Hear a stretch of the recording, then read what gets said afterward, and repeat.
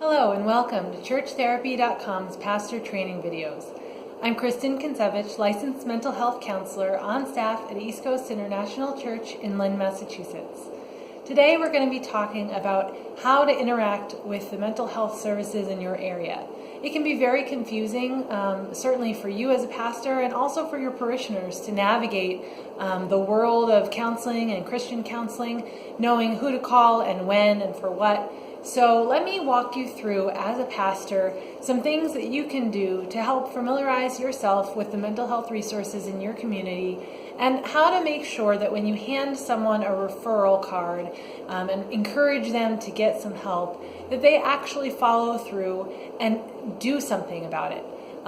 As you know, hopefully, if you're watching this video, you've checked out my blog, Church Therapy. Certainly, as a pastor, I would encourage you, if your church is a larger church, certainly in an urban area, I found that it's necessary to have some counseling right there in the building. And so check out more about what I've written about how to have a licensed counselor on your staff. That's certainly one way to make sure that the culture of your church says that we embrace and accept and really validate the counseling process. But if that's not you and you are relying on a referral kind of system, let me walk you through how to navigate that. So first of all, you have to know what counselors are in your area. Hopefully there are some Christian counselors in your area. If not, then obviously you kind of have to figure out what's there, even though I'm sure we all kind of wish there was even more resources than there are available. But when you have maybe a list of counselors in your area, I would really strongly encourage you to do a little bit more than just find their names and write down their address and phone number. If there is a Christian counseling center or group practice in your area, I would really take the first step to go and visit that practice. Meet with the director of the practice, find out what health insurances they take, even notice little things like, where do you park and is it free, and how do you navigate getting into the building. The more you know and have personally experienced as a pastor, the more you can really equip the person, your parishioner who you're referring there, to actually go and successfully get into the office and remain in treatment. So you definitely want to have a face-to-face meeting with as many of the Christian counselors in your area as you can. Now, if you have no idea where to start, certainly New Life Ministries and Focus on the Family, as well as a website called churchangel.com, they have kind of national lists of Christian counselors. And so if you have no idea, you've never met a Christian counselor in your life, and you're a pastor and you want to know where to start, try checking out those resources first and see if they have any recommendations for people in your area. Also, the American Association of Christian Counselors may be a place to check out and see if they have a list right there on their website of Christian counselors who are part of that organization.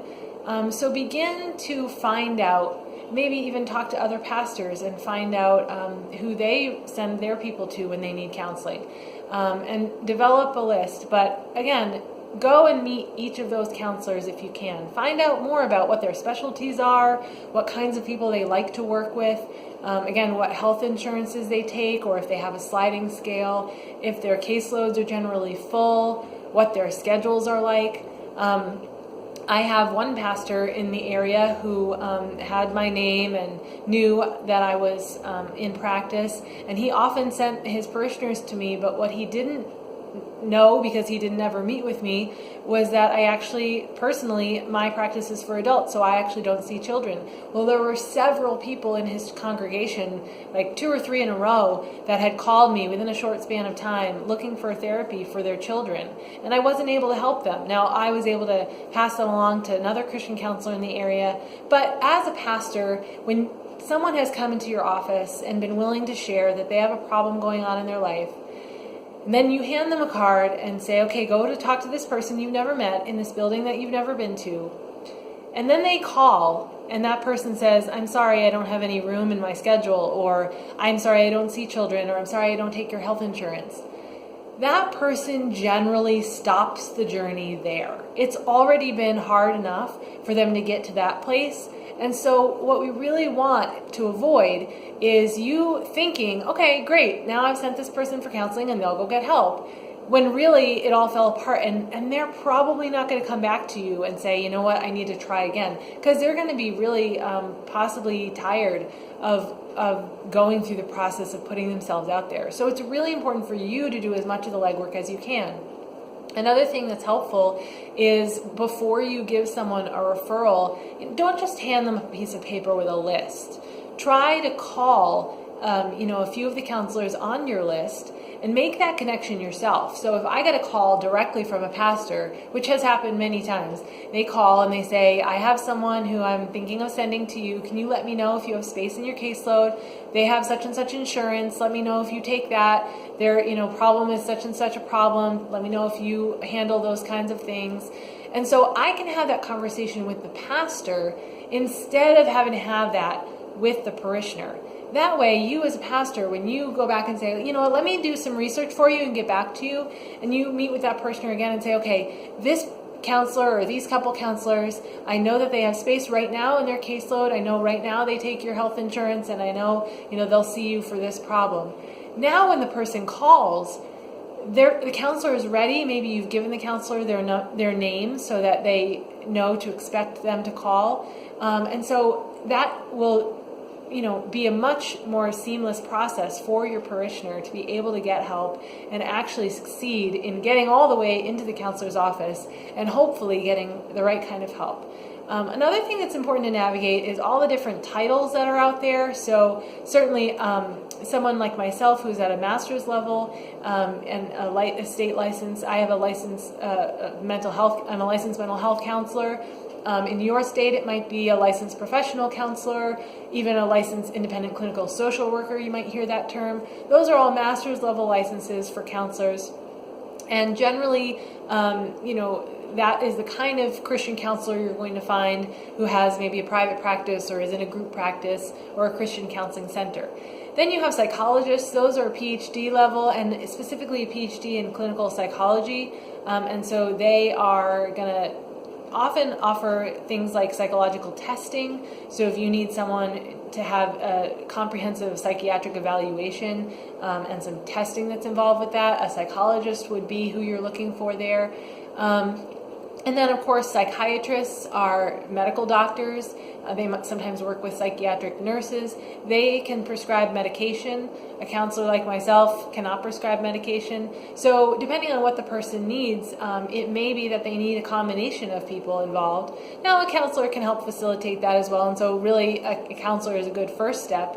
But, certainly you want to find out from your parishioner, have they ever gotten counseling before? And what kind of person did they see? Have they ever been on medication before? That kind of thing can be helpful to know. So, you might hear other kinds of terms. Again, sometimes there's,